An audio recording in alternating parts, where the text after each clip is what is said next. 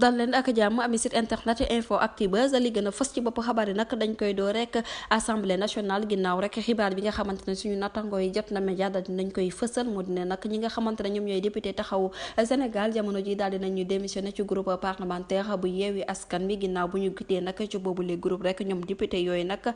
jamono ji nag ñi ngay wutali fii di Benno Bokk Yaakaar mi nga xamante ne rek daf leen di waaj a jox ab poste vice président ak ay poste secrétaire général mbir mu nu mel nag waral rek ñu daal di jógee ko fi nga xamante ne rek moom mooy ci groupe parlement bu yeewi askan mu mel ni rek ñoom ñooñu nag seen intérêt personnel rek moo leen dëjoon fi nga xamante ne nag moom mooy ci groupe parlementaire bu yeewi askan lu ñàkk rek dinañ ci ñëwaat ci yeneen i jotaay xabaar jërë ngeen jëf ci teewlu bi bu leen fàttee abonné bés cloche de notification ngir amaat yeneen i info